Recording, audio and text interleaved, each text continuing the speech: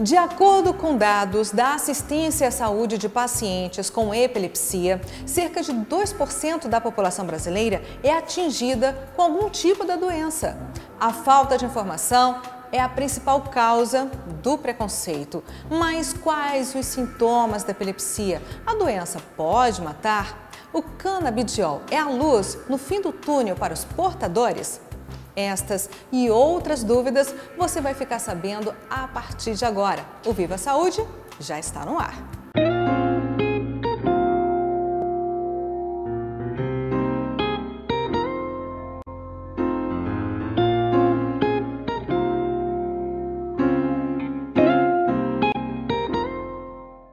Para falar sobre um tema tão importante que é a epilepsia, nós convidamos o neurocirurgião Christian Diniz, que vai falar sobre o assunto.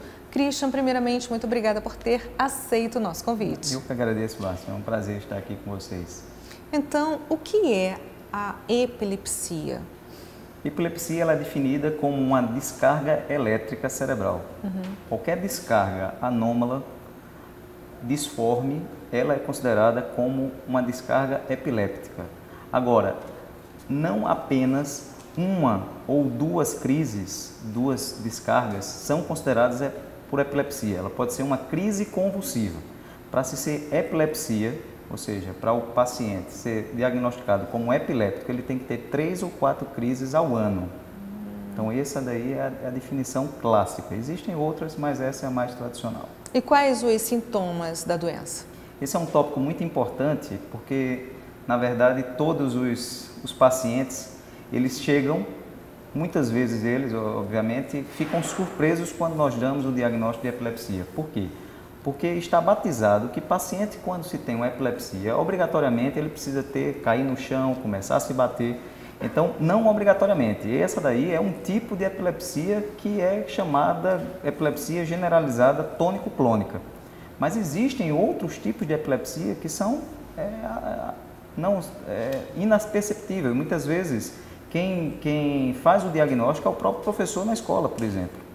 Então, assim, os pais são chamados na direção da escola dizendo que a criança não está prestando bem atenção no quadro, está olhando para cima e piscando os olhos e muitas vezes são ditas como desatentas na escola e ela está tendo uma epilepsia, uma crise convulsiva de ausência.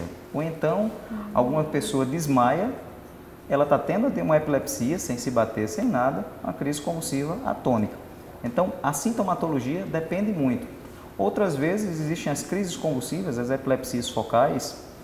Por exemplo, eu poderia estar dando essa entrevista aqui para vocês, tendo uma epilepsia, uma crise convulsiva focal. Eu estou aqui, desculpa, eu estou tendo aqui uma crise convulsiva focal, mas vai passar em 40 segundos. Isso aqui é um tipo de epilepsia. Então, a sintomatologia ela é muito abrangente. Não é apenas aquela que o paciente cai, se debate. Aquela convulsão, né, que a gente vê, que acaba até espumando. Espumando, isso. Essa daí é a crise convulsiva generalizada tônico-clônica.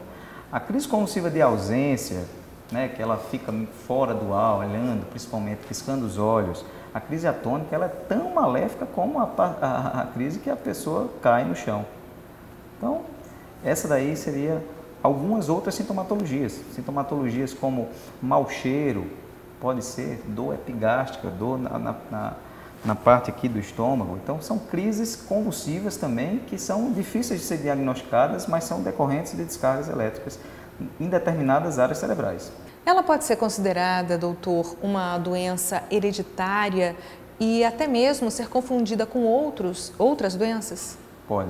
A epilepsia mesmo, sem nenhum tipo de fator orgânico conhecido, então ela tem um fator principal, a hereditariedade. Eu quero bem esclarecer. Você faz os exames de imagem, o paciente não tem nenhuma alteração, não tem nenhuma anormalidade, seja ela na tomografia, numa ressonância, e no eletrocefalograma existem aquelas descargas difusas em todo o cérebro. Nesses casos, sim, a hereditariedade ela pesa como fator predisponente. Mas existem outros casos, por exemplo, drogas ilícitas. O paciente ele pode se tornar epiléptico, seja pelo excesso ou pela ausência das drogas ilícitas, né? Estimulações, fotoestimulações. Então, a hereditariedade ela seria, por exemplo, um grande fator determinante, porém outras causas podem levar à epilepsia. O que causa? O que acaba desencadeando a epilepsia? Então, do ponto de vista do desencadear, existem duas coisas para serem bem esclarecidas, como a gente tinha comentado no tópico anterior. A predisposição seria o fator hereditário principal. Genética. Seria genética, tá? Existem casos de crises convulsivas que são causas por tumores cerebrais, causas por malformações arteriovenosas. Mas assim, quais são os fatores então que desencadeiam? Isso aí seria um termo específico, bom para se falar aqui, seriam os fatores gatilho. Existe o fator predisponente e o fator gatilho. O fator gatilho, por exemplo, uma estimulação, a fotoestimulação. Outro dia eu atendi um paciente que tinha esquecido de jogar na praia com óculos escuros. E ele lá jogando vôlei de praia, quando viu, caiu e disse que nunca tinha tido uma crise convulsiva.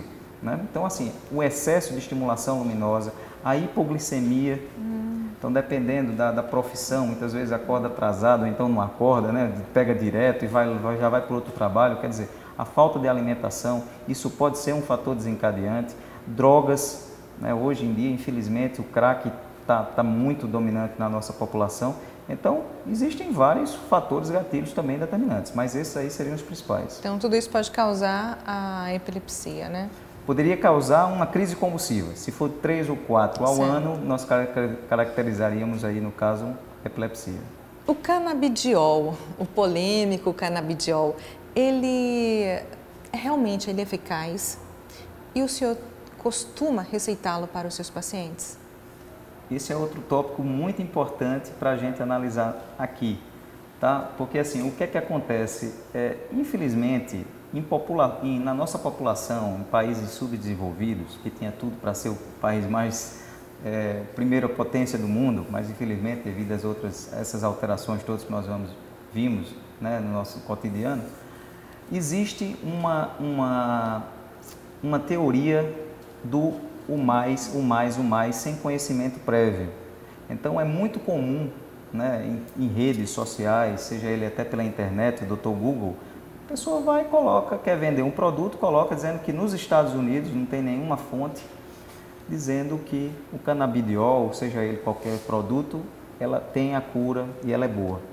Então assim, o canabidiol, existem estudos sérios americanos sobre a crise epiléptica refratária. O que seria refratariedade? Refratariedade é um tratamento que não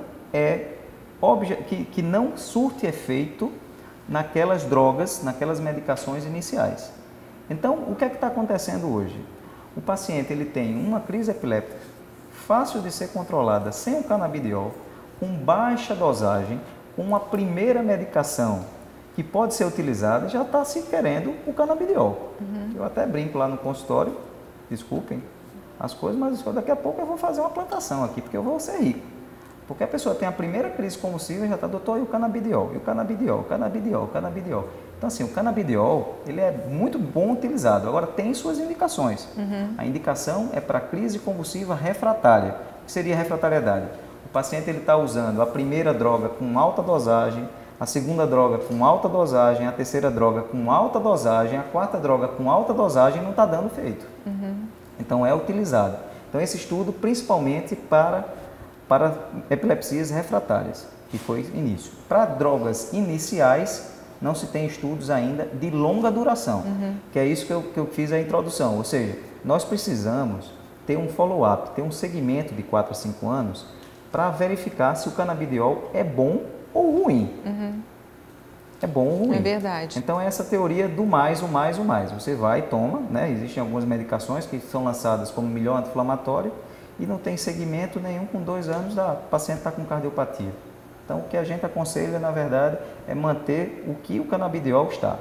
Medicações é utilizado para drogas, para epilepsias, refratárias.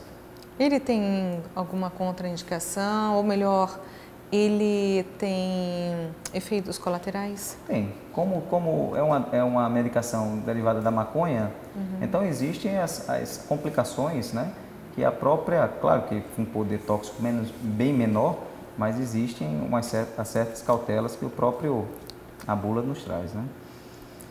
Eu gostaria de saber do senhor se a convulsão, ela pode causar algum dano cerebral, mas o senhor vai responder já já, porque agora a gente vai para um pequeno intervalo e voltamos com muito mais informações sobre a epilepsia. Não saia daí.